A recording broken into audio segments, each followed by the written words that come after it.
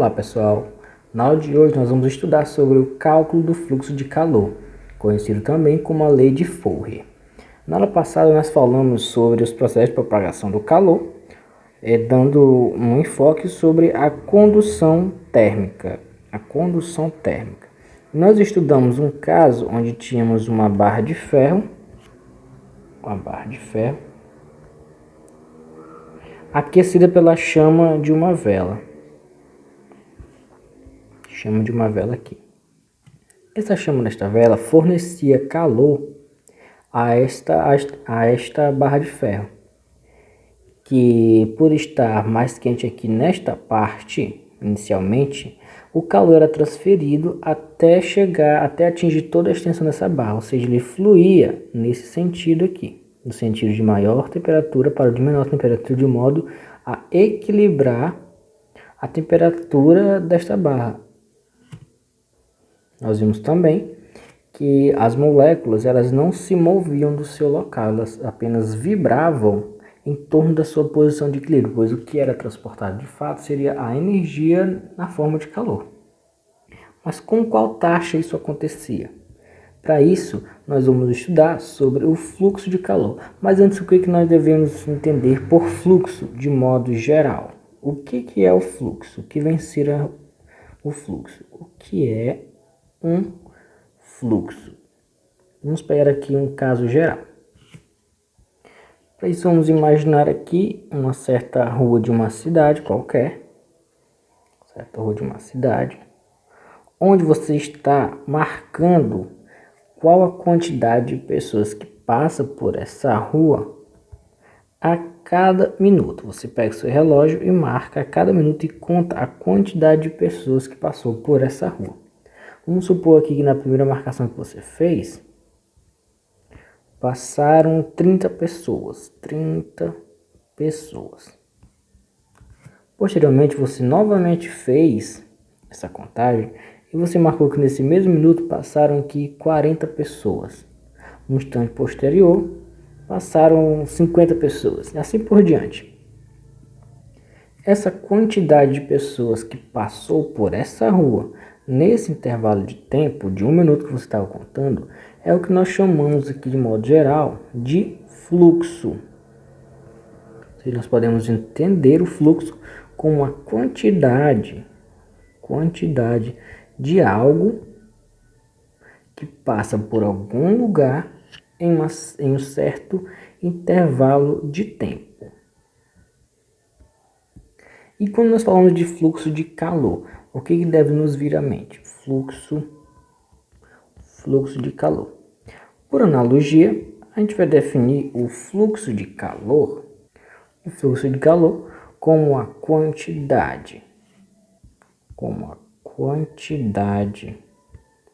de calor que passa por um certo local, que nós vamos definir, em um certo intervalo de tempo. A quantidade de calor que passa por um local em um certo intervalo de tempo, é o que nós vamos chamar aqui de fluxo. Para a gente entender melhor aqui como é que se dá esse fluxo, vamos fazer um estudo sobre a quantidade de calor que flui, ou seja, que passa de um lado para outro em um certo sentido, que flui aqui de uma barra de ferro qualquer, de área de seção transversal uniforme em um certo intervalo de tempo. Vamos aqui desenhar a situação, tentando desenhar aqui.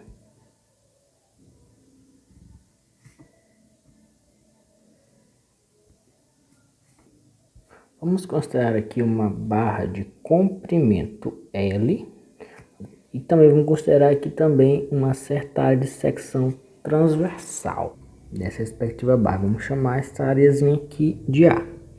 Vou tentar aqui desenhar, tirar uma fatiazinha aqui desta barra. Vamos imaginar que nós fizemos um corte aqui nesta barra. Isso aqui nós vamos chamar de área de secção transversal. Vou chamar aqui de A.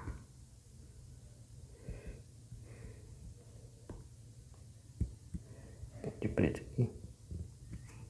Quando nós fizemos isso, nós vamos imaginar que nós separamos essa barra aqui em dois meios. Aqui nós vamos chamar desse lado direito nós vamos chamar de meio A, e aqui nós vamos chamar de meio B. aqui meio B e meio A. Nós vamos definir também que cada meio possui uma temperatura constante. Nós vamos denominar aqui como θA e aqui de θB. Θ nós vamos nos referir aqui à temperatura, né? E vamos definir também que o fluxo positivo de calor ocorre no sentido da esquerda para a direita. Sentido do fluxo de calor. Do fluxo de calor. Também vamos definir θA maior do que θB. O que justifica aqui, né, o sentido do fluxo de calor. Então, para evitar perda de calor, para a gente consiga analisar melhor esses sistemas, vamos considerar que ele é um sistema isolado da natureza. Vamos imaginar que ele está dentro aqui, por exemplo, de uma caixa imaginária, onde essa caixa não recebe calor do ambiente externo, ela está isolada termicamente. Vamos imaginar que essa dentro dessa caixa, é só por questão de didática, vocês imaginem isso. Devido a essa diferença de temperatura, né, porque nós vimos que θ é maior que θB, se infere que θ é diferente de θB, ou seja, vai ocorrer um fluxo aqui de um sentido para outro, no caso, o sentido do meio de maior temperatura para o meio de menor temperatura. Por causa dessa diferença, vai ocorrer um fluxo de calor no sentido da extremidade mais quente para a extremidade mais fria. E a intensidade desse fluxo aqui de calor é definida como a quantidade de calor, conforme nós vimos aqui em cima, definida como a quantidade de calor que atravessa uma área de seção transversal, que nós vamos definir isso aqui, essa áreazinha bem aqui, em um certo intervalo de tempo correspondente, né? Vamos definir aqui, no caso do fluxo de calor para a física, nós vamos definir ele como sendo φ, pela letra grega φ. Isso aqui é o que vai nos representar o fluxo. Ele vai ser igual a Q, que é a quantidade de calor, dividido por um certo intervalo de tempo em que você está medindo. E a unidade correspondente aqui a essas grandezas, vai ser calorias por segundo, visto que essa quantidade de calor é dada em calorias. E esse tempo aqui é medido em segundos, né? Vamos imaginar aqui, inicialmente, um caso onde nós fizemos vários recortes disso aqui, conforme nós fizemos aqui para o caso A. Vários recortes de área A. Vamos imaginar aqui vários recortes. Inicialmente, essas áreas aqui que nós recortamos, elas apresentam temperatura variável. Quando decorre um certo intervalo de tempo, essas seções assumem temperaturas constantes, só que elas são diferentes entre si, porque nós estamos aqui falando de dois meios.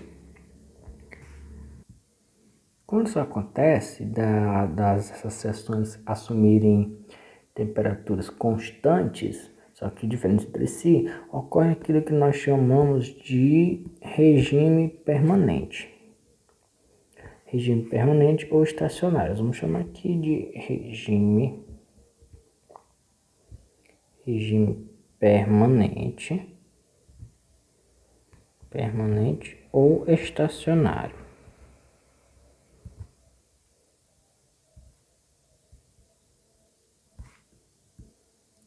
Que é o caso em que o fluxo de calor é o mesmo em qualquer seção que você tome da barra.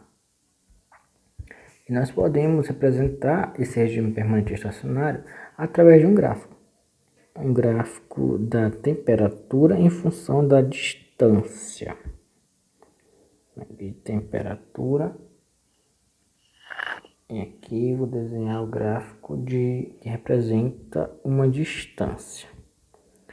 Caso a distância é comprimento de uma barra, né? Vou imaginar aqui.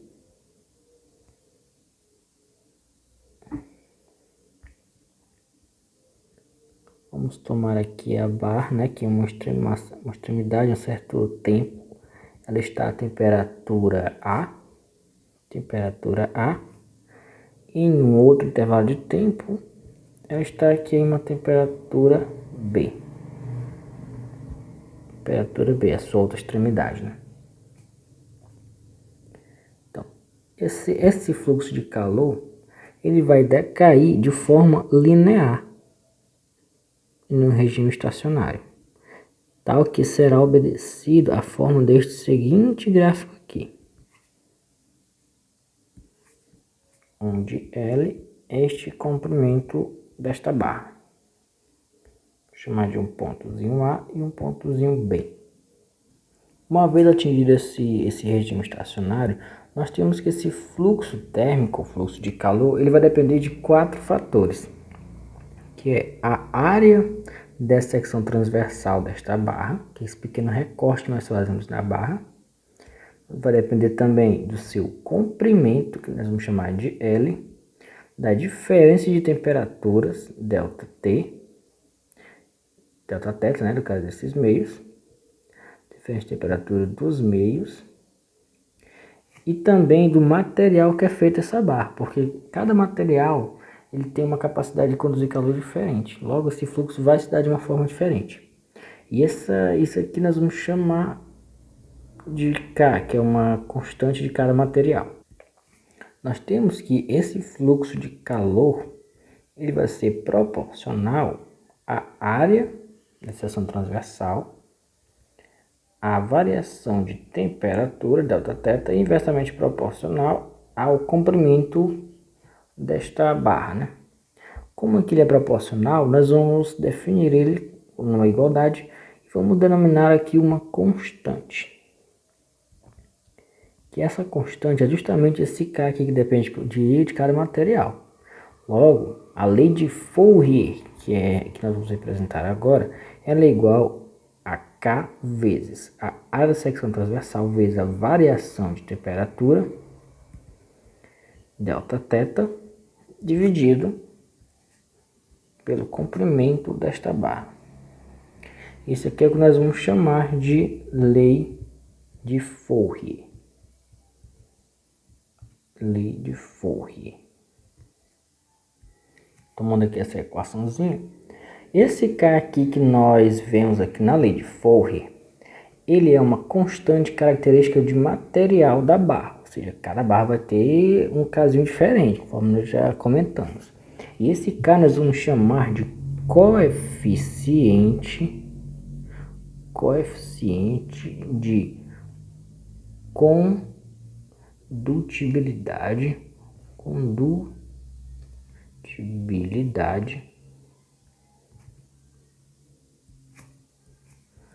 Condutibilidade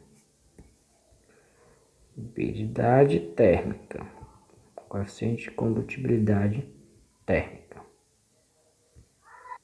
E vai estar aqui intimamente ligado com a capacidade que os corpos têm de conduzir a energia térmica, conduzir calor. Nós temos aqui, vocês já sabem a diferença entre os materiais condutores e materiais isolantes, né? Que tem uma capacidade de transferir calor e outros que nem tanto. Os ditos condutores térmicos,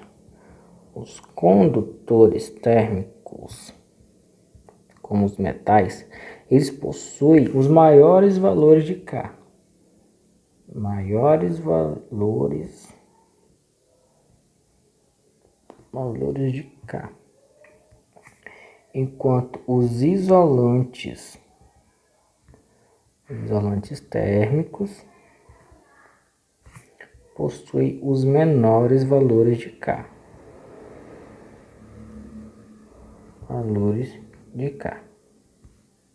Por exemplo, aqui posso dar a lã de vidro, a cortiça, a madeira, os gases em geral, entre outros. Eu vou deixar aqui no Classroom uma tabela de um dos principais coeficientes de condutibilidade térmica de algumas substâncias mais importantes, mais notáveis que temos na natureza. Então essa foi a nossa aula de hoje, espero que tenha entendido o assunto e até a próxima.